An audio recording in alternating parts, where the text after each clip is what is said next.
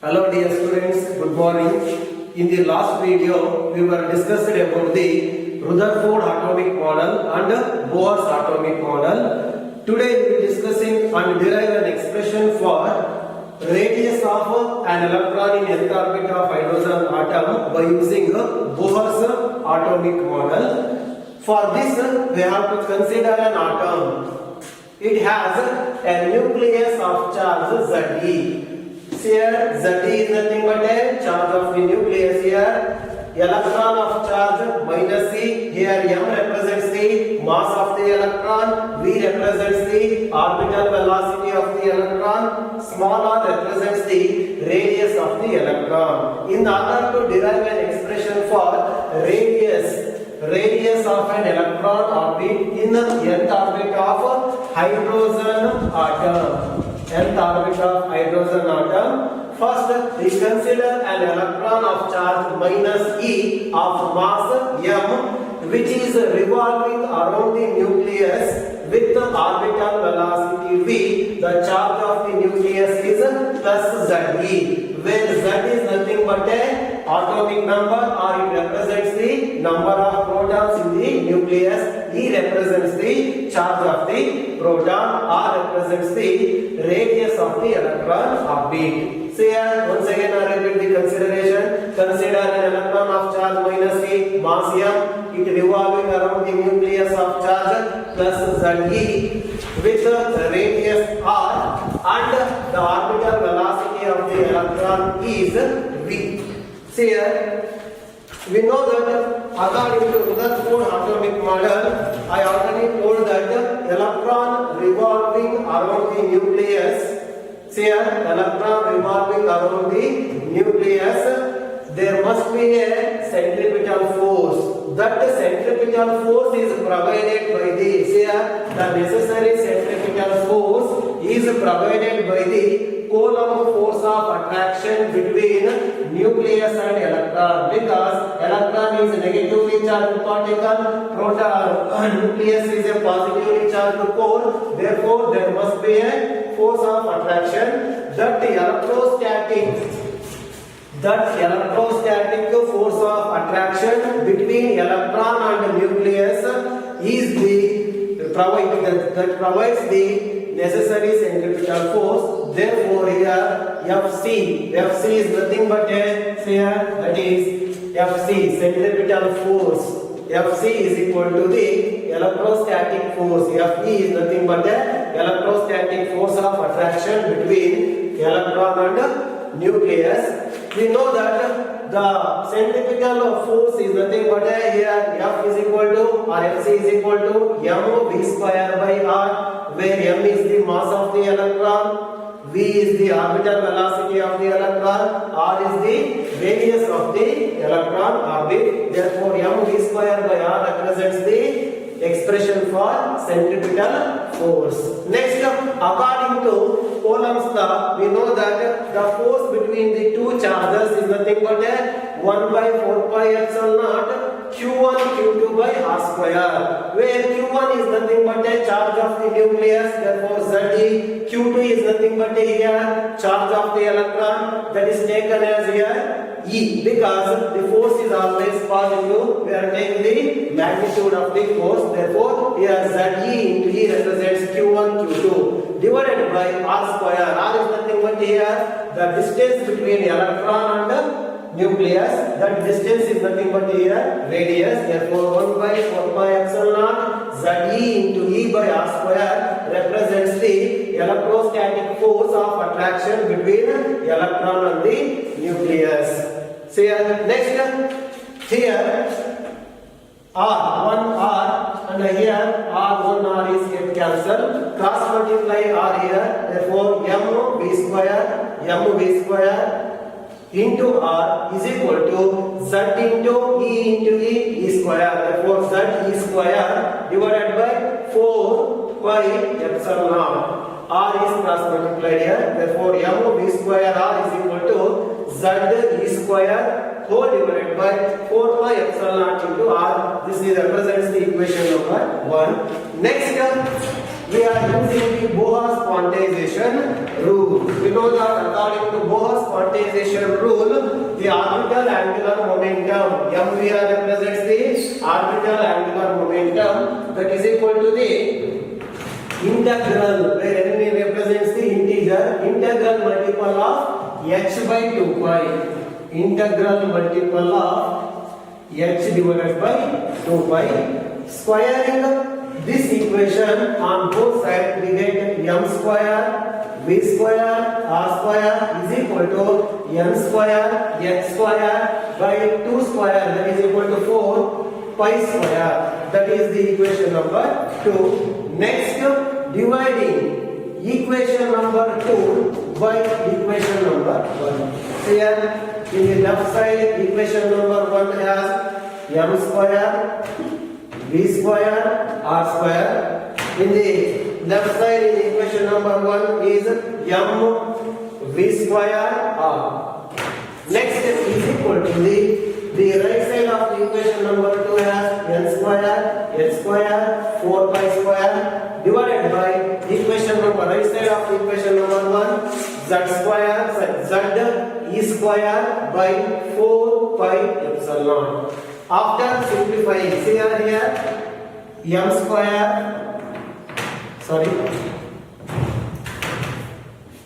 in m square 1 m is cancelled, v square is completely cancelled, 1 r is cancelled. Only the remaining value here m into r, that is equal to here n square h square. Here 4 completely cancelled, pi get cancelled. The remaining is epsilon naught divided by z into e square into m pi. That is the final expression for the radius. But here m is cross multiplied, we get r is equal to n square h square epsilon naught by z e square m into pi, where n is nothing but a principal quantum number, h is nothing but a Planck's constant, epsilon is nothing but a, where n is nothing but a orbital number or principal quantum number that takes the values for first orbit 1, second orbit 2, third orbit 3 and so on, where h is nothing but a Planck's constant, that value is 6.625 into 10 to the power of minus 34 joule second. Epsilon naught is nothing but a permittivity of free space, that value is 8.854 into 10 to the power of minus 12, where z is nothing but a atomic number for hydrogen. For hydrogen z is equal to 1, that means it has 1 electron and 1 proton. Next, E is nothing but a charge of the electron, that value is 1.6 into 10 to the power of minus 19 coulomb. Last, the mass, M represents the mass of the electron, that is 9.1 into 10 to the power of minus 31 kg, where pi value is 22 by 7 or 3.14. This is the expression for radius of an electron in nth orbit in hydrogen atom. Next, we will be discussing about Bohr's radius. Bohr's radius means, here it is the radius. Bohr's radius is the radius of the electron orbit when the electron is in the first orbit. That means Bohr's radius is the radius of the first orbit of hydrogen atom. The first orbit of hydrogen atom is nothing but a Bohr's radius. That is, Bohr's radius is nothing but it is the radius of the first orbit in hydrogen atom. For hydrogen atom, we know that z is equal to 1.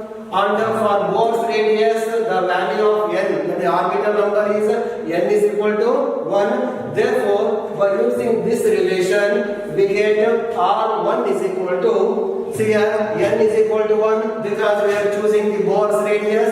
Therefore, 1 square, h is equal to constant, that value is 6.625 into 10 to the power of minus 34 whole square. epsilon naught is permittivity of free space. That value is 8.854 into 10 to the power of minus 12 divided by z is nothing but here atomic number. For hydrogen atom, you know that the atomic number is 1. Next into z square, e square. E is nothing but here charge of the electron 1.6 into 10 to the power of minus 19 coulomb whole square. M represents the mass of the electron.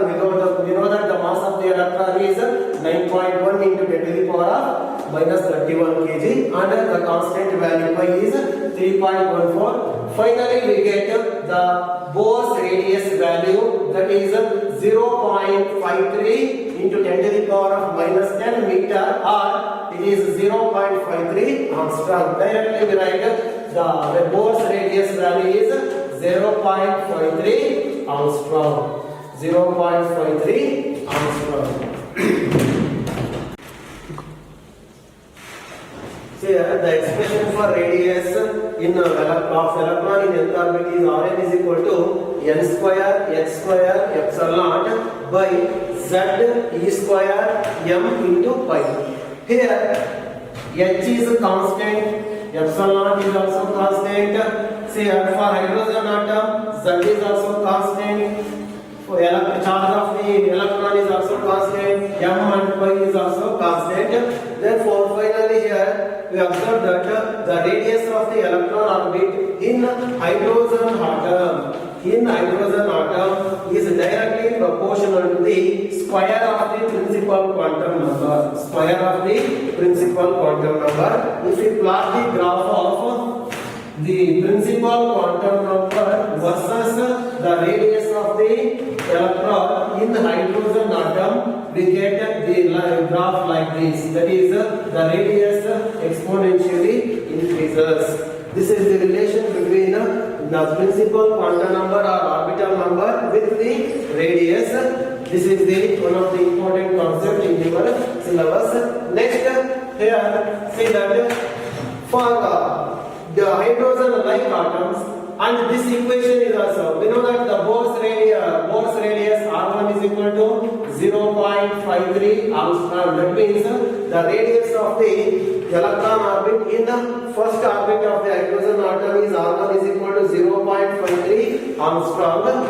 If we calculate the radius of the electron orbit in hydrogen atom in a different orbit, we are using this equation, that is 0.53 Armstrong into n square. That is, by multiplying the 0.53 Armstrong with the n square values, we get the R1 value is to R2 value is to R3 and so on. That is, for hydrogen atom, the R1 value and R2 value and R3 values are like this: 1 is to 4 is to 9 and so on.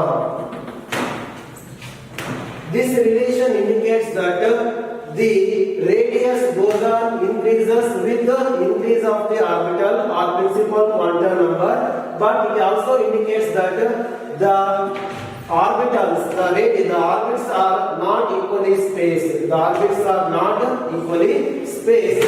And for calculating the radius in hydrogen-like atom,